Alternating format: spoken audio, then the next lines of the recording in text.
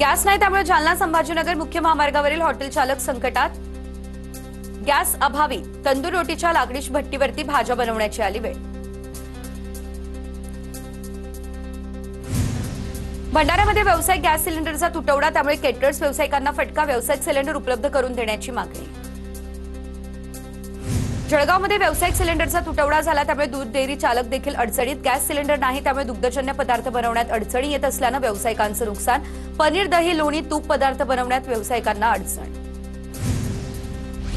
वाढत्या महागाई विरोधामध्ये ठाण्यात ठाकरेंच्या सेनेचं आंदोलन। एलपीजी गॅस यात्रा काढत सरकारचा निषेध। आमदार सुनील राऊत यांच्या नेतृत्वाखाली सरकार विरोधात हातात काळे झेंडे घेत निषेध आंदोलन।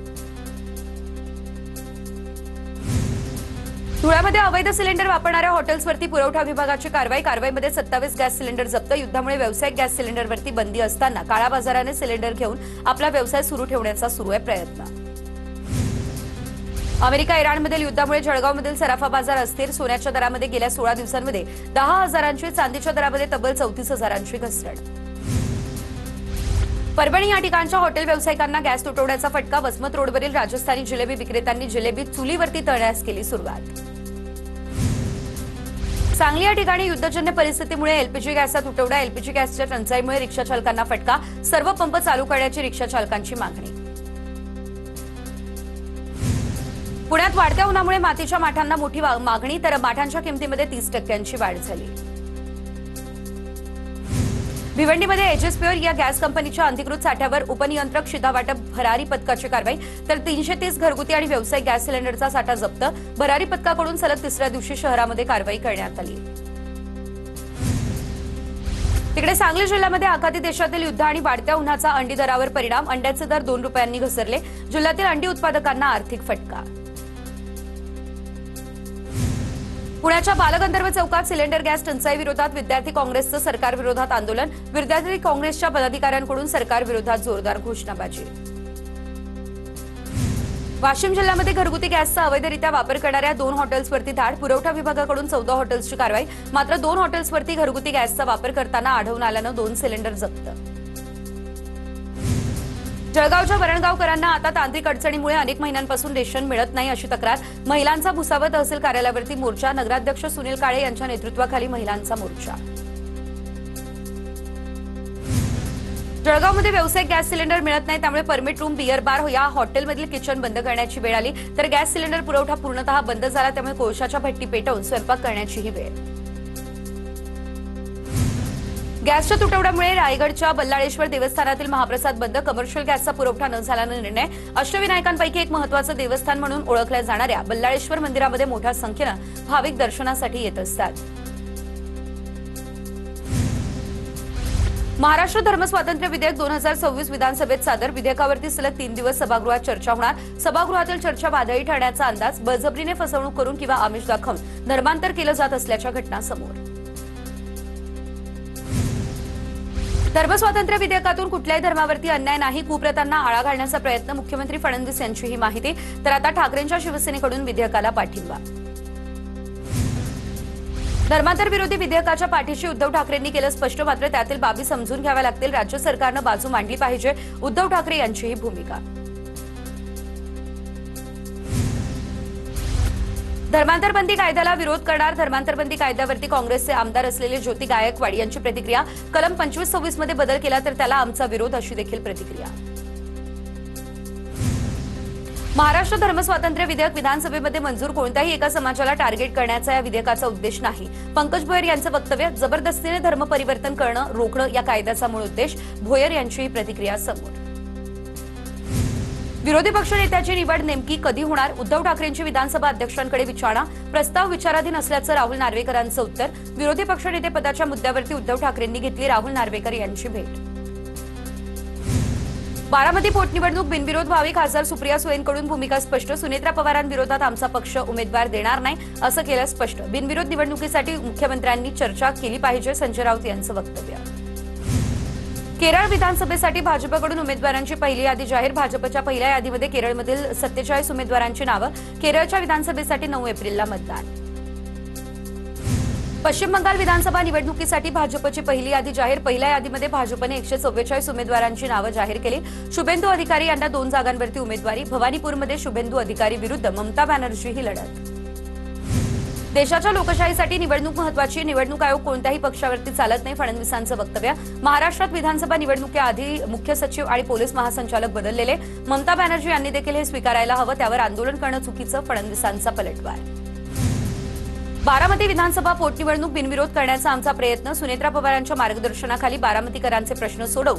युगेंद्र पवार यांची प्रतिक्रिया समोर.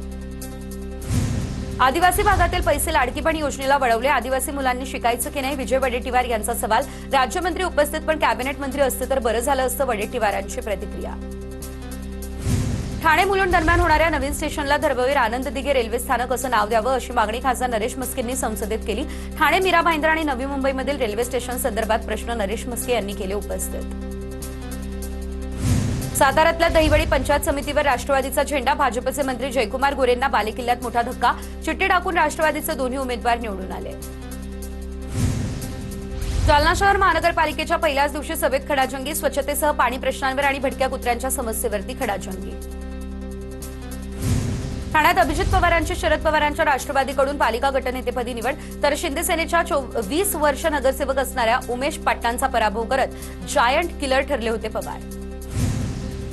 सिंधुदुर्ग जिल्हा परिषदेच्या अध्यक्षपदी प्रमोद कामत यांची निवड करण्यात आली. उपाध्यक्षपदी तुकाराम सैल यांची देखील बिनविरोध निवड. गुढीपाडव्याच्या मुहूर्तावर वाशी कृषी उत्पन्न बाजार समितीमध्ये हापूस आंब्याची आवक. हापूस आंब्याचे दर गगनाला भिडले, त्यामुळे आमरस पुरीचा बेत महागात पडण्याची चिन्ह. वाशी बाजार समितीमध्ये राज्यातील 10,520 हापूस आंब्यांच्या पेट्यांची नोंद. खारघर तळोजामधील पाणी टंचाई दूर करण्यासाठी यंत्रणा. 30 दशलक्ष लिटर पाण्याची तूट भरून काढण्यासाठी उपाययोजना. पाणी वितरणासाठी स्टेम्स सारखी यंत्रणा उभारणार. यासाठी लवकरच मुख्यमंत्री फडणवीसांच्या अध्यक्षतेखाली बैठक होणार, अशी माहिती. मध्य रेल्वेची एका वर्षात फुकट्या प्रवाशांकडून 227 कोटींच्या दंडाची वसुली. विना तिकीट प्रवाशांना रोखण्यासाठी वारंवार तिकीट तपासणी मोहीम. मध्य रेल्वेवरील 38 लाख प्रकरणांमधून 227 कोटी रुपये दंड वसूल. छत्रपती संभाजी महाराज यांच्या पुण्यतिथीनिमित्त वाढू बुद्रुकला जाण्यासाठी जादा पीएमपी बसेसची व्यवस्था. पुणे महानगरपालिका, स्वारगेट, हडपसर आणि भोसरी स्थानकापासून जादा बसेस सोडण्यात आल्या. वारकऱ्यांसाठी महत्वाच्या असलेल्या इंद्रायणी नदीच्या शुद्धीकरणासाठी 525 कोटी रुपयांचा निधी.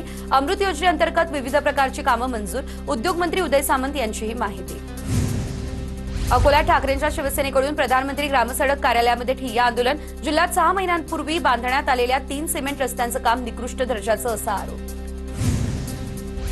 भंडाऱ्याच्या दाभा वळणावरती विविध रस्त्यांच्या दुरावस्थेविरोधात गावकऱ्यांचा रास्ता रोको. अधिकाऱ्यांच्या आश्वासनानंतर आंदोलन मागे.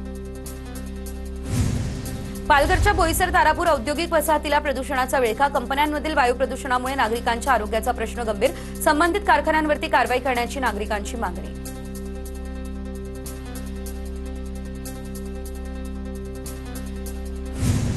शेतकऱ्यांसाठी बलिदान देणाऱ्या कैलास नागरे यांच्या पत्नीला पोलीस पाटील पद द्या. आमदार सिद्धार्थ खरात यांची प्रशासनाकडे ही मागणी. नाशिकच्या पिंपळगाव बसवंत या ठिकाणी टोल प्लाझाकडून टोल वसुली. मात्र आवश्यक सुविधा पुरवल्या जात नाही, त्यामुळे आरपीआय आठवले गटाकडून उपोषण. रस्त्यांची देखभाल आणि प्रवाशांसाठी आवश्यक सोयी सुविधा देण्याची आरपीआयची मागणी. सांगलीच्या कृष्णा नदीच्या पाण्याच्या प्रदूषणात वाढ. प्रदूषण नियंत्रण मंडळाच्या अधिकाऱ्यांनी पाहणी करत घेतले पाण्याचे नमुने. कारवाई न झाल्यास हरित न्यायालयामध्ये महापालिका विरोधात याचिका दाखल करण्यात येणार. रवींद्र वळवडे यांची ही माहिती. नागपूरचे भाजपचे आमदार मोहन मतेंकडून द केरला स्टोरी 2चं खास आयोजन. स्क्रीनिंगला महिला आणि तरुण मुलींची मोठ्या प्रमाणात उपस्थिती. यवतमाळ जिल्ह्यामध्ये जलजीवन मिशन योजना निधीअभावी अडखळली, तर 1061 कोटी रुपयांच्या योजनेसाठी आतापर्यंत केवळ सुमारे 400 कोटींचा निधी मिळाला. अनेक ठिकाणी कामं बंद. केवळ 265 योजना पूर्ण. छत्रपती वीर प्रतापसिंहराजे उदयनराजे भोसले यांच्या वाढदिवसानिमित्त रक्षक प्रतिष्ठानच्या आरोग्य व्हॅनचा शुभारंभ. डिजिटलच्या आरोग्य व्हॅनचं खासदार उदयनराजेंच्या हस्ते पार पडलं लोकार्पण.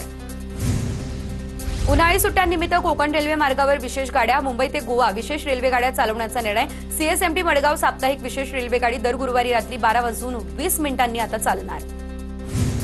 बीडीटी साळीचं पुनर्वसन 2029 पर्यंत पूर्ण करणार. 2029 पर्यंत सर्वच्या सर्व 15,593 बीडीटी वासियांचं पुनर्वसन केलं जाईल. मुख्यमंत्री देवेंद्र फडणवीस यांनी ही माहिती दिली. पुण्यात कोयता गँगकडून एका तरुणाची हत्या तर तिघांकडून तरुणावर कोयत्यानं वार, जुन्या वादातून हत्या केल्याची माहिती. सिंहगड रोड पोलीस स्थानकाच्या हद्दीतली ही घटना.